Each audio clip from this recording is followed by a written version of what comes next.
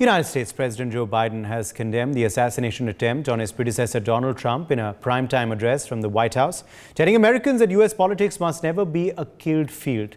Trump, the presumptive Republican nominee for president, was wounded in the ear after a gunman opened fire at a rally in Butler, Pennsylvania. Beg your pardon, I think that should be Butler. One bystander was killed and two more were critically injured in the attack. The 20-year-old Thomas Matthew Crooks shot 7 bullets at Donald Trump during his Pennsylvania rally. This incident took place, of course, in Pennsylvania around 6:10 p.m. U.S. Standard Time. Since the incident, over 30 hours have lapsed, and now FBI shared the latest probe details, terming it an act of domestic terrorism. Let's listen into what Joe Biden said after this incident. My fellow Americans, I want to speak to you tonight about the need for us to lower the temperature in our politics. And to remember, while we may disagree, we are not enemies. We're neighbors, we're friends, co-workers, citizens, and most importantly, we're fellow Americans. We must stand together. Lá em cima, né? Aqui, ó. We can see the guy there. I think they hit him because the guy he looks dead. And let's show you, of course, the latest revelations that have emerged so far into the FBI's probe. Remember, of course, almost 48 hours now have lapsed since that incident took place. Revelation number 1 so far coming out through the investigation. The agency, of course, is labeling this as an act of domestic terrorism. Revelation number 2, they are saying that the gunman, Matthew Crooks, of course, is a 20-year-old nursing home aide. He appears to have acted alone. This is, of course, the individual pictured here. He reportedly was a lone wolf, according to the FBI's revelations into their investigation so far. Also emerging so far is details that before being shot by snipers, Crooks had fired 8 rounds of bullets at Trump. So 8 rounds were fired. Of course, 1 bullet grazed Donald Trump's ear, and the others, of course, did unfortunately kill a bystander and injure another.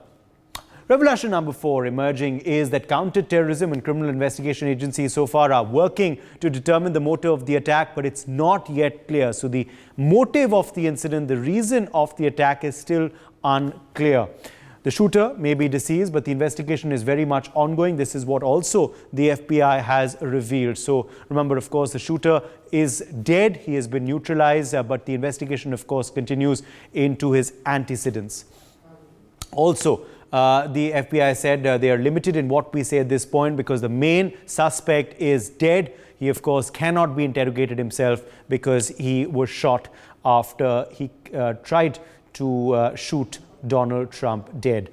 Also, we do know that what we witnessed yesterday was nothing short of an attack on democracy and our democratic process. This is the statement that has come in from Christopher Wray. He's the director of FBI. This is the big statement he has made. Also, if we talk about the weapon used for this shooting, we have been told that it was an AR-style rifle chambered in 5.56 mm, a common caliber for such weapons. And the gun had been legally purchased, so it was a legal purchase of this weapon. The FBI believes that Crooks' father bought this rifle. He was the one who actually purchased the rifle which was used in this attack. Also, a suspicious device was recovered from the vehicle of the suspect, an FBI official has revealed. So clearly, of course, a suspicious device. It could be, of course, a bomb, an attempted bomb, which was in the car of the suspect that was recovered after the shooting. Also, Crooks' social media and other properties have been scoured to understand the motive of the attack. His antecedents are currently being investigated by the premier investigative agency in the United States of America. The FBI is yet to identify an ideology linked to the suspect Crooks or indication of mental health issues. Those are not known so far. Also, as per state voter records, Crooks was a registered Republican. That is also an interesting development, although we do know that he donated in the past $15 to a Democratic Political Action Committee when he was 17. So we don't quite know what his current political leanings were. At the time of the shooting, he was employed as a dietary aide at a nursing home. That was his primary occupation at the time.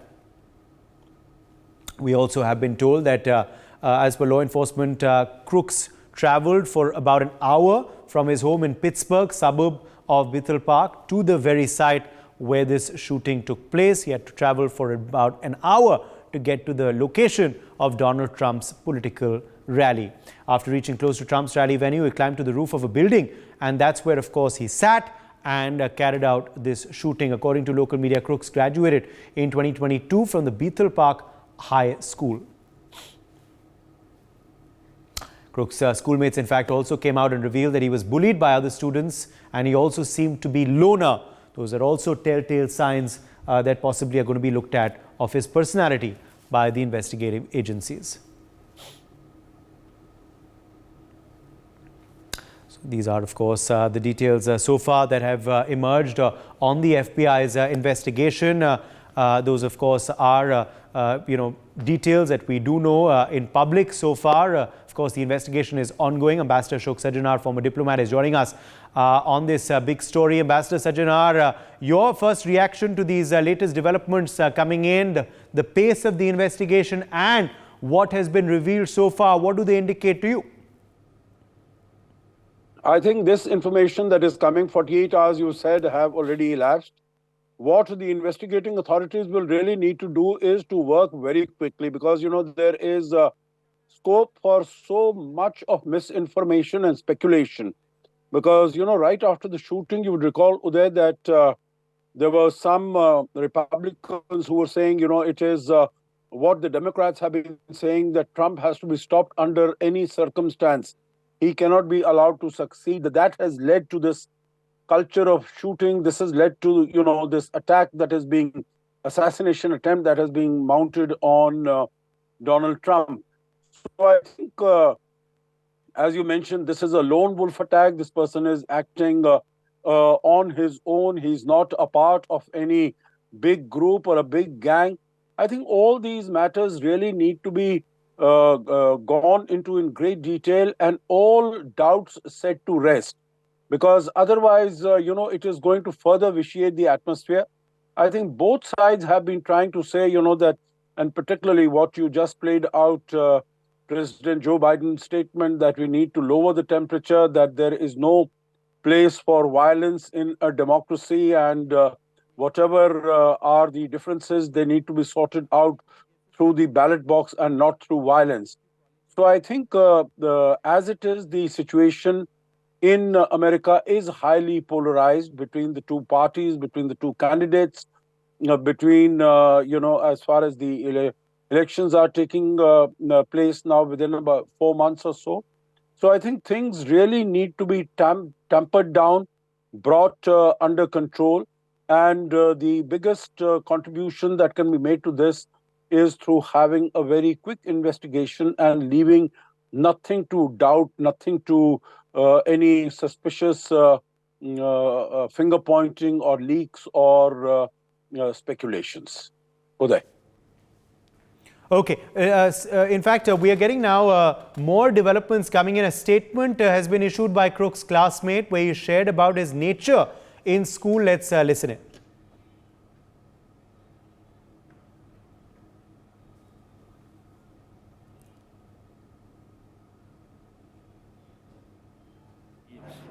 Outcast, alone.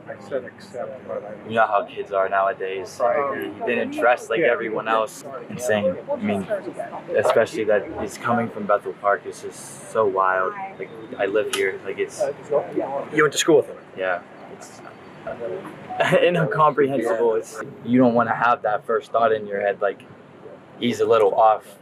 Is he going to do something? Like, you don't... So it's kind of just pushed into the back of your head. I didn't know him enough to really comment on him, but he was bullied, outcast, alone. You know how kids are nowadays. He didn't dress like everyone else. Insane. I mean, especially that he's coming from Bethel Park. It's just so wild. Like, I live here. Like, it's... You went to school with him? Yeah. It's incomprehensible. It's, you don't want to have that first thought in your head, like, he's a little off. Is he going to do something? Like, you don't. So it's kind of just pushed into. Robinder Sachdev, international affairs expert, is joining us on the broadcast. Robinder, more details tumbling out. One of his classmates speaking with the media. saying that he's pretty shocked, knowing that he was the one behind this shooting. Also saying he was bullied in school and that he was a loner. Thank you, Uday. Yeah, I mean, certainly, yes. There'll be reams and reams of information being dug out about him, by the FBI. I mean, they'll be going through. I was listening to someone who said at the end of this process, in the next 1 to 2 weeks, FBI would know more about him than his parents can even imagine, right? So there are going to be, layers of forensic analysis, his computers, his chats, his friends, whatever to look for signals. But yeah, these are the body of knowledge which is building up, which, as Ambassador Sajjan very well said, has to be completely flushed out. That's one. Certainly. And also, yes, the point, the truth, quote unquote, if that be, of the killing should come out ASAP, because there's a lot of, misinformation flowing around, polarization happening. It also depends a lot upon Trump. Trump, for the time being, Biden made a very balanced, expected, should have been kind of a statement. Trump has also made a very restrained statement, I think, today. But in the days going on, how Trump takes his rhetoric, that is one. And secondly, not only Trump, maybe whatever he says, but his base, his supporters, the ultra-right folks, how they take it. And, they intensify this thing. If Trump goes again and, next 1 2 days, he's kind of, tempered, but by the time he's accepting the nomination, he gets charged up. The crowd is saying, go USA, go USA. And Trump will cast himself as a fighter. Okay, he already does. In fact, if you see his campaign website, the top tagline there is there, never surrender. We are out here. And then they talk about MAGA, making America great again. So this has really kind of, added to, I mean, sorry to use such, but added to the heroic image of Trump in the mind of his supporters. And remember, a lot of his supporters believe that he has been chosen by God. The evangelical Christians believe that he has been chosen by God for a higher and a larger purpose. And they ignore his sins of womanizing, financial crime, etc., because they think he's meant and he's doing a larger job for the nation, right? So those kind of folks, and they're already saying it's a miracle. So God laid a hand on him, and really it is a miracle, within millimeters Trump was this thing saved.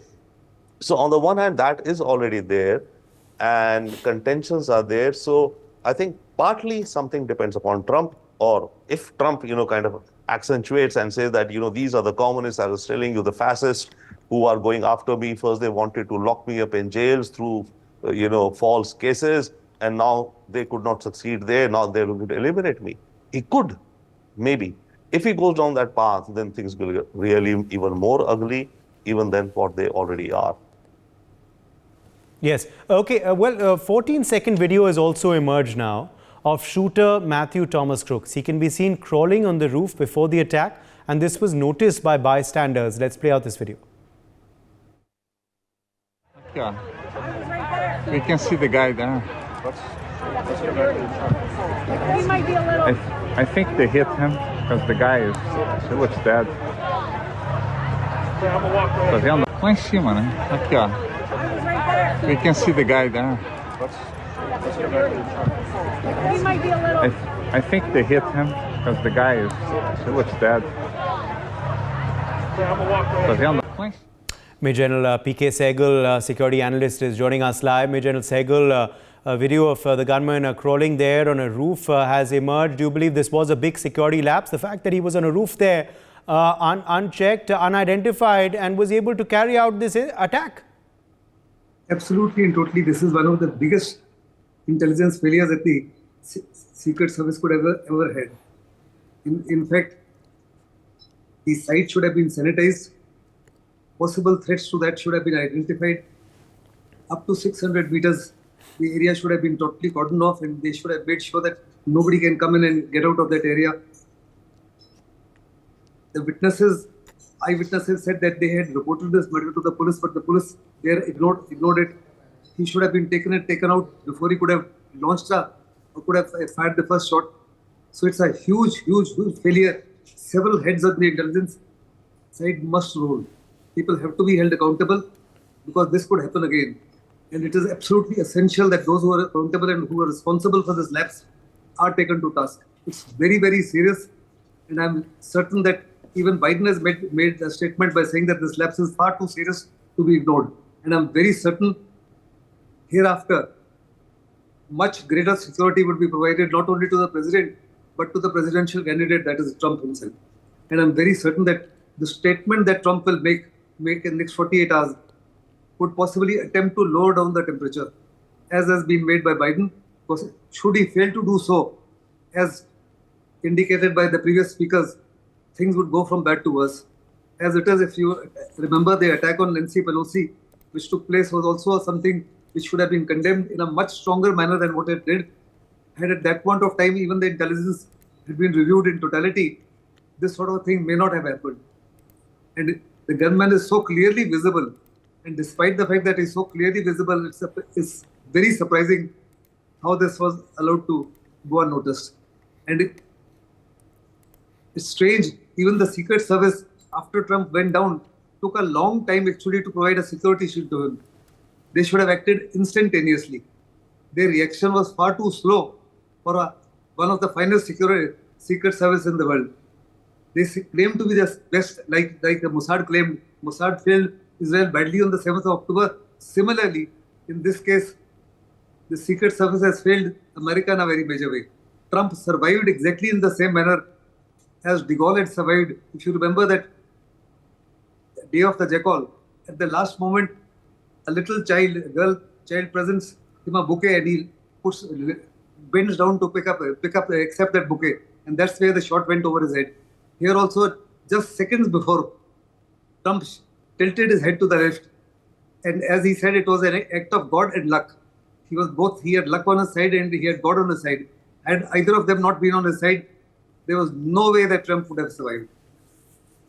I'm not too sure whether it was a lone wolf attack, because the shooter having been eliminated, just like in John F. Kennedy's case, one would never know exactly what was the motive.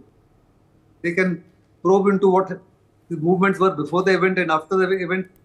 After the event, there is no record because he was shot dead. Whom all did he meet? What was there on his computer? What was there on his cell phone, etc. All that would be meaningless, as there can be no human investigation or counter. They can't ask him any questions whatsoever. This is exactly what happened to John F. Kennedy. John F. Kennedy was assassinated. Both Lee Harvey as well as Oswald were killed. Who was behind that is still unknown. That happened way back in 1962. Similarly, what happened here, I don't think would be known as far as motive is concerned for years and years to come. People will keep debating and keep discussing, but the actuality would never be known. Uday.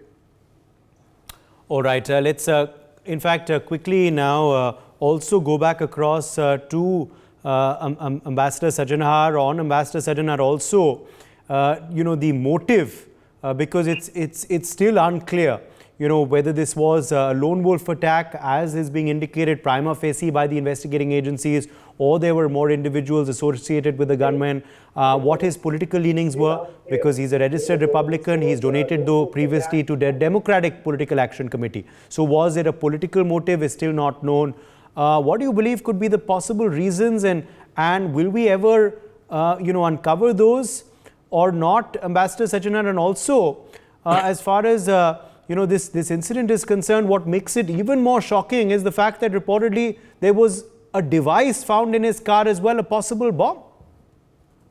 Yeah, no, you're very right. Meaning at this stage, all that we say or anyone else says would be really in the realm of speculation, Uday, because I think the professionals are doing their jobs, and much more information really needs to come out. Otherwise, we can go in all different directions. You would see that, any individual can get affected by the policies of either a party or of a country or of an individual.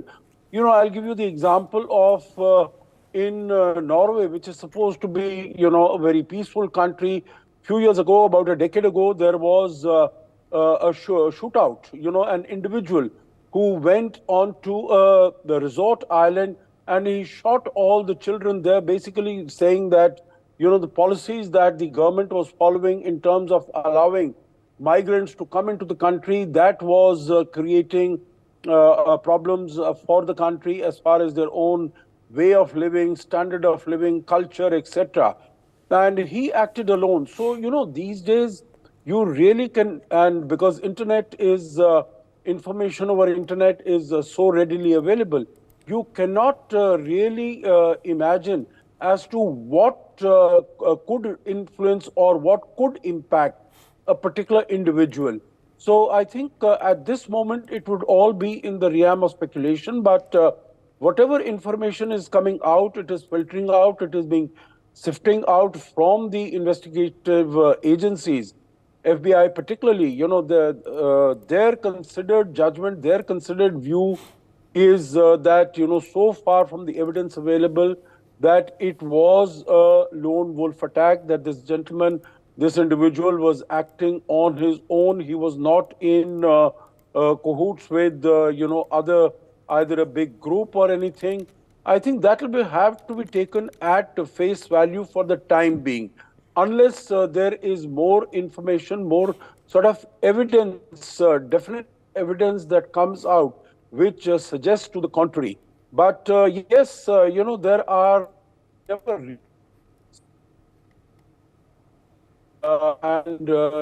you can never really shut out any particular possibility. He could have been acting in concert with other people. There might have been sort of, motivation that might have been given. You see the manner in which the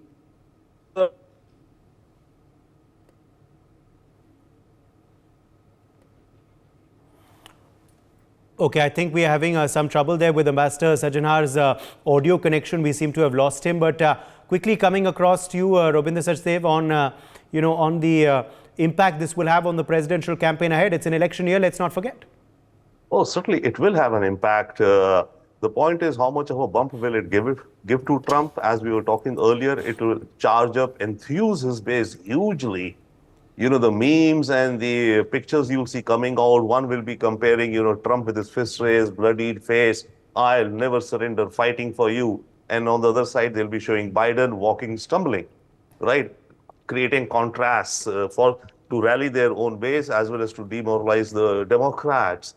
So we'll see a lot of that going forth. It may come officially from the Trump campaign. It may not come from the official Trump campaign. It could come from his social media supporters.